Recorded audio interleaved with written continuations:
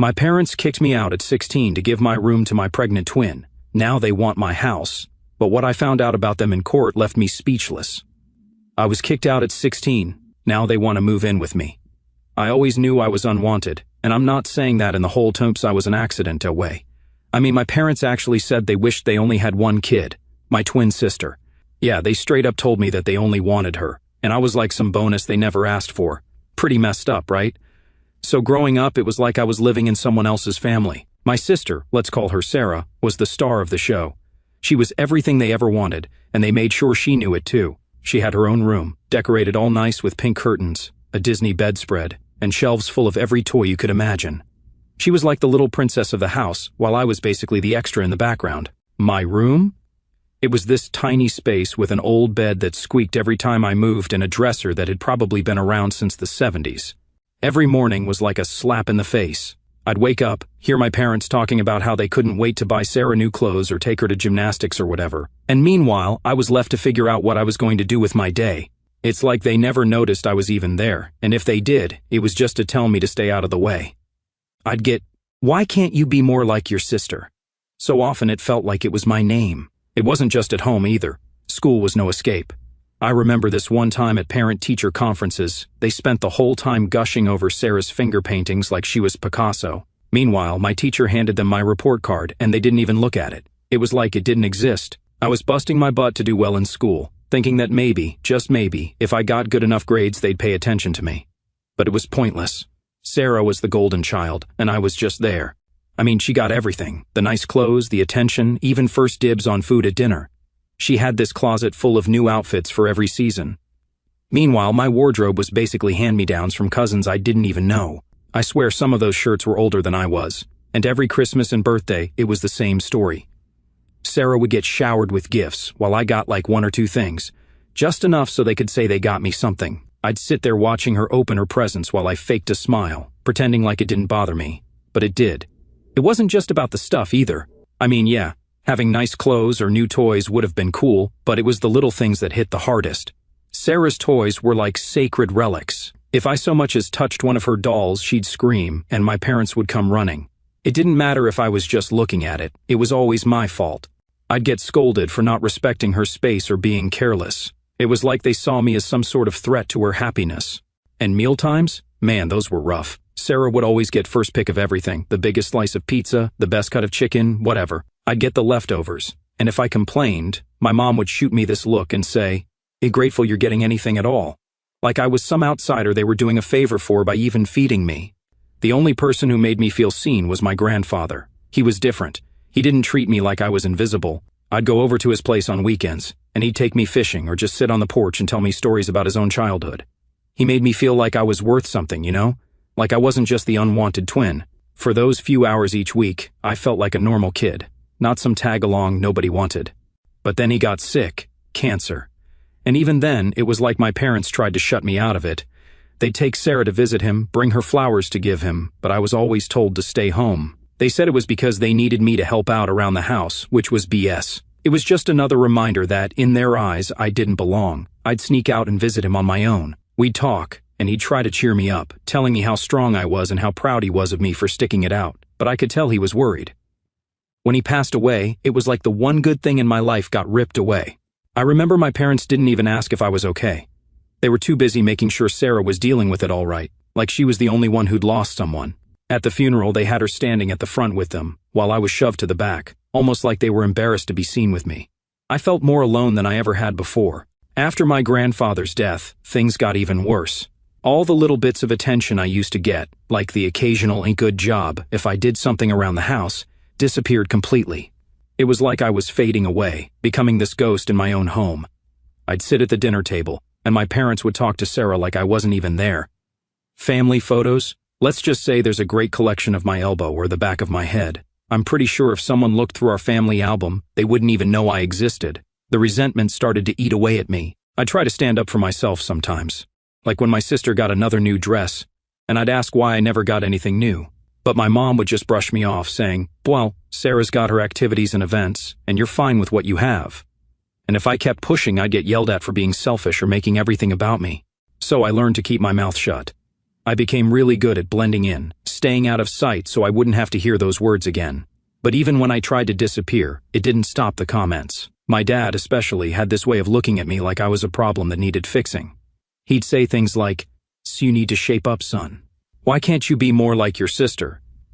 It was like he genuinely believed I was the one screwing up by just existing. And of course, Sarah was all too happy to play into that. Anytime she wanted something, she'd turn on the waterworks, and my parents would rush to her side. I learned pretty quick that it didn't matter what I did, I was never going to be their favorite. That's the thing about growing up feeling unwanted. It starts to mess with your head. You start believing maybe you really are the problem. I spent years trying to figure out what was wrong with me, why I couldn't just be the son they wanted. I'd lie awake at night, staring at the ceiling, wishing I could disappear and make things easier for them, because that's what they made me feel like I was just making their lives harder by being around. Looking back now, I can see how toxic all of that was. But when you're a kid, you don't know any better. You just want to be loved and accepted, and when you don't get that, you blame yourself. I was convinced that if I could just be better, be quieter, or try harder, maybe one day they'd finally see me, but they never did. I turned 16 thinking, all right, I'm halfway to getting out of this place. I was counting down the days until I could legally get out of there and make something of myself. But I wasn't prepared for what came next. I always knew my family favored my sister, but what happened next still felt like a slap in the face. It's one thing to be treated like you don't belong, but it's a whole other level when they just shove you out the door. So, Sarah got pregnant at 16. Yep, 16 years old and already playing house. And who was the dad? Some 19-year-old guy who barely graduated high school, working dead-end jobs. The kind of guy that makes you wonder if he even knows what responsibility means. When my parents found out, I thought there was going to be a serious talk about consequences and how her life was going to change. But nah, they acted like she'd brought home a medal or something. They were actually excited, like weirdly excited. It was all about how our little girl is growing up, and when we're going to be grandparents. I was standing there thinking, are we in the same reality here? They threw together this shotgun wedding for Sarah and her boyfriend. I swear it was so fast you'd think they were trying to break a record. One day I'm sitting in my room, which I spent most of my time in because it was safer that way. And the next, they're telling me to get dressed because we're going to a wedding. No one even asked me if I was cool with this whole thing. Not that my opinion ever mattered, but it just felt like the biggest joke. And then, a couple of weeks later, the real bomb dropped. My mom calls me downstairs, and she's got this smile on her face that I've learned over the years to hate. It's the same one she uses when she's about to say something she knows I'm not going to like. She starts talking about how, with Sarah's new baby coming, they're going to need more space. I'm sitting there thinking, okay, why are you telling me this? And that's when she drops it. I need your room for the baby. I was stunned. My room, the one place that was actually mine, even if it was the smallest, crappiest room in the house, the only space where I could pretend for 5 minutes that everything was fine. I tried to argue, like, what am I supposed to do then? And my mom just shrugs and says, when you're old enough to figure it out. She actually told me I should be grateful they let me stay there as long as they did. I was 16. How was I supposed to figure it out on my own? I didn't have anywhere to go and they knew it. But they didn't care. They just needed to make room for the precious grandchild, and I was the easiest one to get rid of. I remember my dad just standing there with his arms crossed, backing up my mom like he always did. He goes, look, you're a young man now. It's time you start taking responsibility for yourself.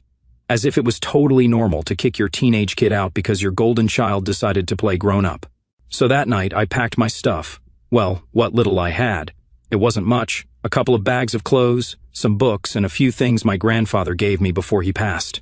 I remember looking around my room one last time, thinking about how it wasn't much, but at least it was mine. Now it was going to be a nursery for my sister's kid, and I was out on the street. I tried asking them where I was supposed to go, but they just shrugged it off.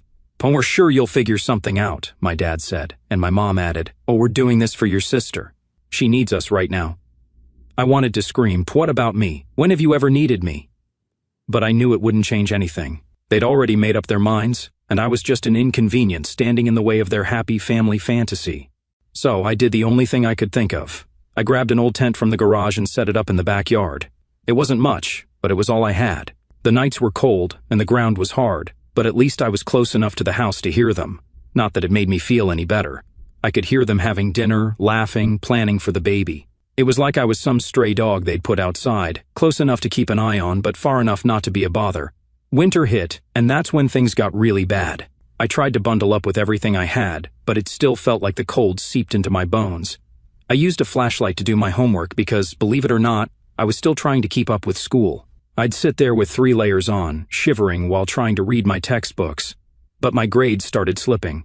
It was hard to focus on algebra when you're freezing and wondering if you'll even make it through the night. And of course, my parents didn't notice. They were too busy redecorating my old room and making everything perfect for Sarah's new family. I was just the ghost outside, the one they didn't have to worry about anymore. I remember looking in the kitchen window sometimes, watching them eat and talk like everything was fine, like I wasn't just a few feet away struggling to keep warm and pretending I didn't care. I tried finding odd jobs to save up some money. Mowing lawns, shoveling snow, anything I could do. I'd walk around the neighborhood knocking on doors, asking if anyone needed help. Most people looked at me like I was some kind of beggar. But a few gave me work, and I was grateful for every dollar I made. It wasn't much, but it was enough to get food. I'd sneak back to my tent with a sandwich or some leftovers, pretending like I was camping out by choice.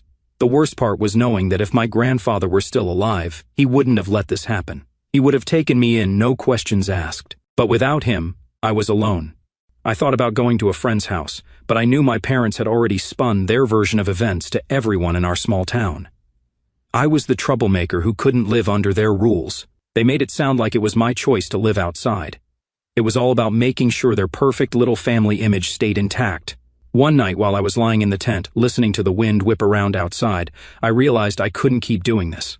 I had to figure something out because they sure weren't coming to help me. That's when it hit me. They never cared. They'd pushed me out without a second thought. I was nothing to them, just some extra baggage they didn't want to deal with. So I made a decision. I was done trying to win their approval. I was done being the kid they ignored and blamed for everything.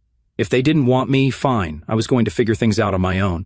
I didn't know how yet, but I knew one thing for sure. I wasn't going to stay in that backyard forever, hoping they'd let me back in. I was going to find a way out, and I was going to make it with or without them. Living in that tent was a constant reminder of how alone I was, and honestly, I was getting desperate. Winter was rough, and the nights felt like they lasted forever. I knew I had to do something. I'd been saving up what little money I could scrape together doing odd jobs around the neighborhood. But it wasn't enough to make any real difference. I'd go to sleep with my hands aching from the cold and my stomach growling, thinking, this can't be my life. Forever. One day after school, I was still trying to go even though my grades were tanking. I found myself standing outside a local bakery. I used to walk past it all the time, smelling the fresh bread and pastries. That day I was hungrier than usual. I must have looked like a mess standing there, staring at the display window, because the owner, this old guy named Frank, came out and asked me if I needed something. I didn't really know what to say, so I just kind of shrugged it off, trying to play it cool. But Frank wasn't buying it. He saw right through me. He was one of those no-nonsense types with this gruff voice and a look that said he'd seen his fair share of tough times. He asked, "You looking for work, kid?" I didn't even think twice before nodding. I figured it was my shot. He said he needed someone to sweep the floors, help with deliveries, and clean up the place. Nothing fancy, but he'd pay me cash and throw in some day-old bread. It felt like I'd hit the jackpot. I wasn't going to sleep in that tent with an empty stomach anymore. The first day on the job was rough. The bakery opened early, and when I say early, I mean before the sun even thought about coming up. I was up at 4 a.m., making my way there while the world was still dark. But the moment I walked through those doors, the warmth hit me, and I was like, yeah, I can do this. Frank showed me around, pointing out what needed to be done, and gave me the rundown of his no-slacking % rule. The work was hard, and my back ached from mopping floors and lifting heavy bags of flour. But I didn't care. I had a place to be, and it felt good to be doing something useful. Frank wasn't the warm and fuzzy type, but over time, we started talking. He'd tell me stories about how he'd opened the bakery years ago, right after his own dad kicked him out for being a screw-up. He'd managed to build it up from nothing, and I think he saw a little bit of himself in me. He started giving me advice, like how to budget my money, and even offered to teach me how to make some of the simpler pastries. It was weird, but for the first time in a long time, I felt like someone actually gave a damn about what happened to me. After a few weeks of working there, Frank told me he had a small room above the bakery that no one was using. It was basically a storage space, but he said I could crash there if I wanted. It was a step up from the tent, and I was beyond grateful. I moved my stuff in that night. The room was tiny, with a single bed and a window that barely opened, but it was warm, and I finally had a roof over my head. It was the best sleep I'd had in months. Waking up every day and having a place to go felt like a huge deal. I threw myself into the job. I figured if Frank was giving me a chance, the least I could do was work my butt off. I learned how to knead dough to make the perfect loaf of bread, and even how to whip up a decent apple pie.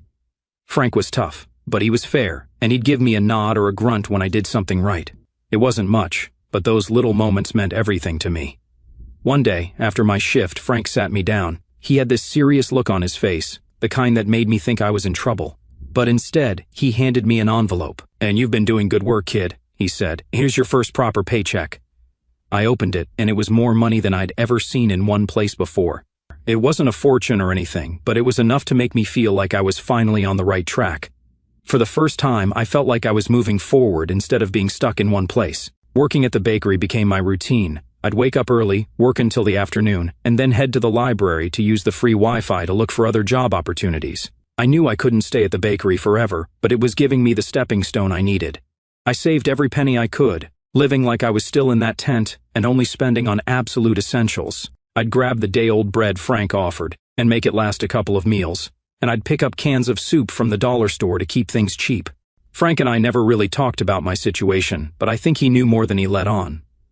One night, after closing up, he handed me a set of keys. "In case you ever need to lock up," he said, playing it off like it was no big deal. But I knew what it meant. It was trust. He trusted me to take care of his place, and that felt huge.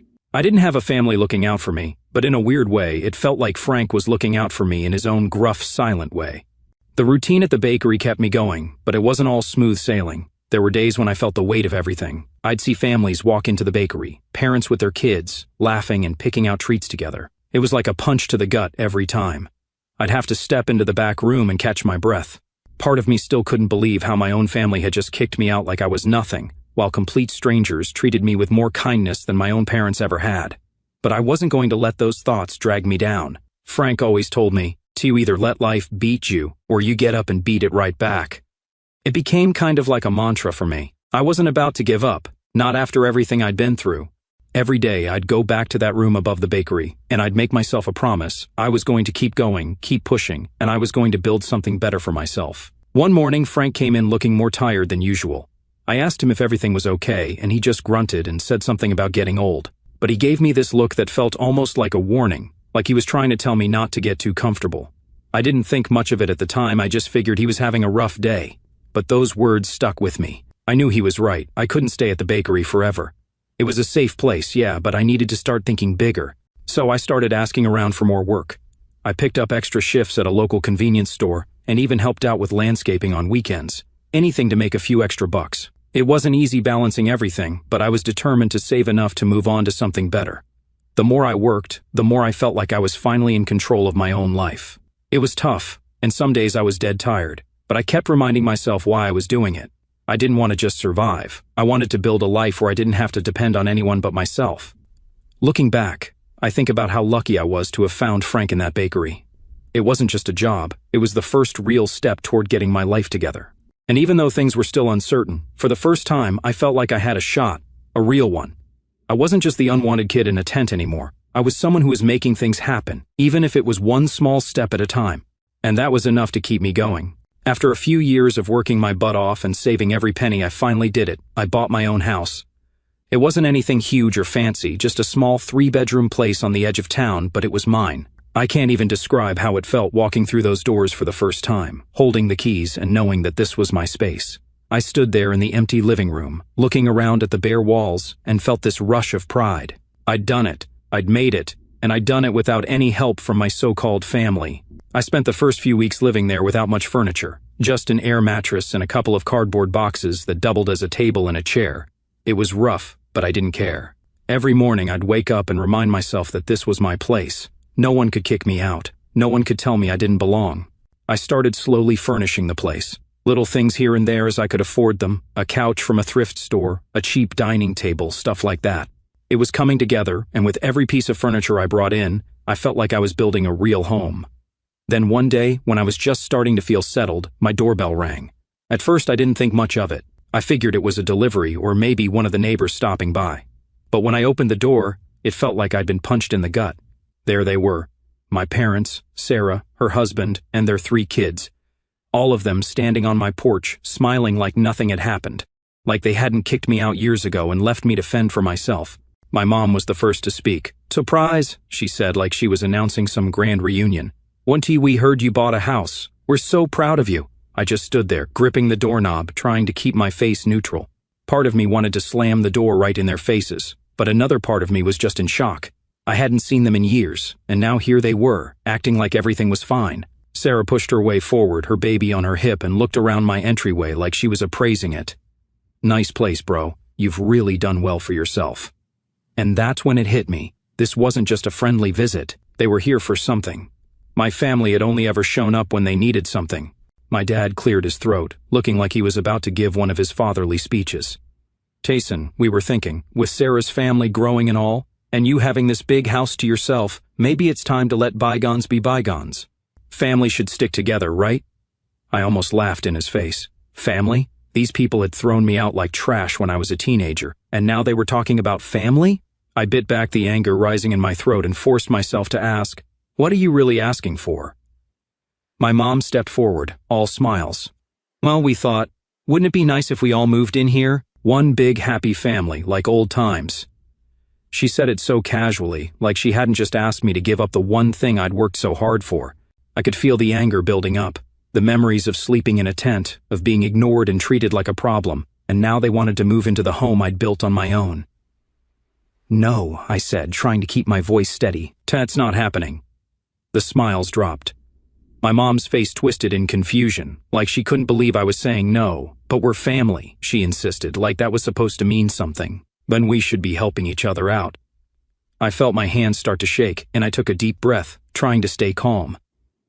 "Where was that attitude when I was 16 and sleeping in a tent in the backyard?" I asked. "Where was family then?" For a moment they were silent. My dad's face turned red, and he puffed up his chest like he always did when he was trying to intimidate me. "And now listen here." "Oh no, you listen," I cut him off. "And I built this place on my own, without any help from you. I worked every day to get where I am, and I'm not letting you walk in here like nothing happened. This is my home and you're not welcome here." Sarah's face twisted into this fake hurt expression. "Come on, don't be selfish. We need the space, and you owe us." That was the final straw. "Oh, you? You?" I snapped. "Said I don't owe you anything. You all kicked me out when I was a kid, left me with nothing, and now you think you can just show up and take over? Get out." My dad's face turned even redder, and for a second I thought he was going to start yelling. But he just stared at me, like he was seeing me for the first time.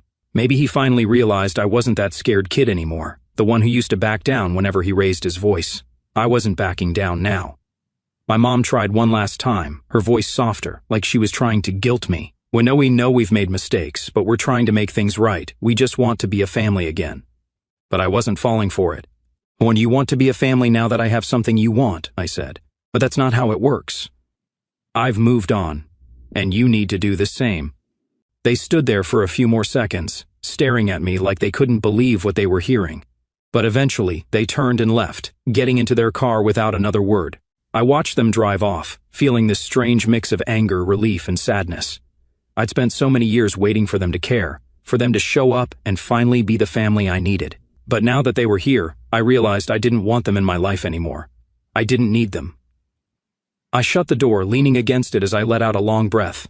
My hands were still shaking, but there was this sense of freedom washing over me. I'd finally stood up for myself, and it felt good. For years I'd let their treatment define me, make me feel small and unimportant. But now I had my own life, my own home, and I was done letting them take that from me. I knew deep down that this probably wouldn't be the end of it. Toxic people don't just disappear when you tell them no. But for now, I felt like I'd taken the first step. I was learning how to stand on my own 2 feet, how to protect what was mine, and most importantly, how to say no without feeling guilty. I sat down in my now empty living room, and for the first time in a long time, I felt like I could breathe. This place was mine. It wasn't about proving anything to anyone. It was about building something for myself. I didn't need anyone's approval. I didn't need their acceptance. I was finally living my own life, on my own terms, and I wasn't about to let anyone take that away from me. It had been a couple of weeks since my parents and sister showed up at my door. I thought I'd finally put an end to all that, made it clear they weren't welcome in my life anymore. I was wrong. Toxic people have this way of clawing their way back in, even when you've slammed every door shut. And just when I thought I could finally move on, they found another way to mess with me. It started with a letter. I came home from work one day and found this official-looking envelope in my mailbox. For a second, I panicked. I'd been doing everything right, paying my bills on time, keeping my nose clean, but my gut told me something was off. I ripped it open, and there it was, a legal notice. It said my sister was trying to contest my ownership of the house, claiming it should be shared as family property. My first reaction was disbelief. I stood there in my driveway staring at the paper like it was written in some foreign language. They really couldn't let me have this one thing, could they? I called a lawyer the next day. I wasn't about to let them take the one thing I'd worked so hard for. My lawyer, a no-nonsense woman named Karen, yeah, ironic, was clear. I don't have a leg to stand on, but they'll try to make it a hassle for you. She was right. For the next few weeks, they did everything they could to drag me through the mud. They claimed I'd taken money from them and used it to buy the house. They tried to make it sound like I was some ungrateful kid who took advantage of their generosity. It was all lies. I knew it, and they knew it. But that didn't stop them from trying to make me out as the bad guy. I started getting calls from people I hadn't heard from in years, old family friends, cousins, people who didn't know anything about what I'd gone through. "Why are you doing this?" they'd ask. "Tent, why can't you just let your family in?" It was frustrating. No one cared to ask what really happened. They just heard my parents' side of the story and assumed I was the villain. I felt like I was back to being that kid they pushed aside, the one who was always wrong no matter what. But I wasn't that kid anymore. I wasn't going to let them mess with my life. So I pushed back. I gathered every receipt, every document showing that I'd saved my own money, worked my own jobs, and built my life without them. And then I decided to take it a step further. I wanted to know exactly how they thought they had any right to my house. So I asked my lawyer to dig into the family's financial records. A few weeks later, she called me into her office. I thought it was just going to be a regular update, but when I walked in, she had this look on her face like she'd found something big. She handed me a stack of papers. "And you need to see this," she said. And I could tell it wasn't going to be good. What I found out changed everything. Turns out my parents had been hiding a lot from me. Remember my grandfather, the only person in my life who ever really showed me love? Well, when he passed, he'd left me an inheritance, a pretty big one actually. The money was supposed to go to me when I turned 18, but my parents had managed to get control of it through some loophole. They'd been using that money for years, paying off their own debts, funding my sister's wedding, her husband's failed business, and even part of the down payment for their new house. And they never said a word. I sat there, reading through the documents, feeling my hands shake. I wasn't sure if it was anger, betrayal, or both. They'd let me live in a tent while they spent the money that was supposed to be mine. All those nights I spent wondering why I was never good enough, why they never cared, and it was because I was just a source of cash to them. I was furious. All this time I'd been struggling, working my hands to the bone, and they were living comfortably off what was rightfully mine. I felt stupid for not knowing sooner, for not questioning why they seemed to live beyond their means when I was younger. But mostly, I felt angry. Angry at myself for hoping they might actually care, and angry at them for using me. I knew right then that I couldn't let it go. They wanted to take my house, the one thing I'd built for myself. Well, I was going to take back everything they stole from me. My lawyer agreed we had a solid case. She said we could sue them for fraud and theft. It wouldn't be easy, but we had the evidence, and she was confident we could win. I was ready to do whatever it took. It wasn't about the money anymore. It was about justice, about standing up for myself and proving that I wasn't just the useless son they could toss aside when it suited them. When my parents got served with the papers, I'm pretty sure they didn't see it coming. My phone blew up with calls from my mom, my dad, even my sister, all of them leaving voicemails saying they just wanted to talk. Yeah, right. They wanted to talk now that they were finally facing consequences. I didn't respond. I was done playing their games. The next few months were a whirlwind of legal meetings and court dates. They tried everything to make me look like the bad guy, painting me as some ungrateful child who just wanted to hurt his own family. But the evidence spoke for itself. Every time they tried to pull some sob story, my lawyer would pull out another document showing how they'd siphoned off money that was meant for me. It was brutal watching them squirm, but it was also the first time I felt like I had power. I wasn't that scared, helpless kid anymore. I was fighting back. When the verdict finally came, it was like a weight lifted off my shoulders. The judge ruled in my favor. They had to pay me back everything they took, plus damages. The look on their faces when the judgment was read was something I'll never forget. For the first time, they couldn't talk their way out of it. They couldn't twist the narrative. They were caught, and they knew it. Leaving the courthouse that day, I felt a sense of closure I hadn't felt in years. It wasn't about getting the money back. It was about knowing that I wasn't the worthless son they made me out to be. I'd proven that I could stand up for myself, and for the first time I felt free from their control. Since then, they've tried to reach out a few more times. They've tried apologizing, saying they want to make amends. But I know better now. Apologies mean nothing when they only come after you've been forced to face the consequences of your actions. I blocked their numbers and made it clear that they're not a part of my life anymore. Now, I'm focusing on moving forward. I've got my house, my job, and my own life that I built from scratch. I know there's a long road ahead, but I'm ready for it.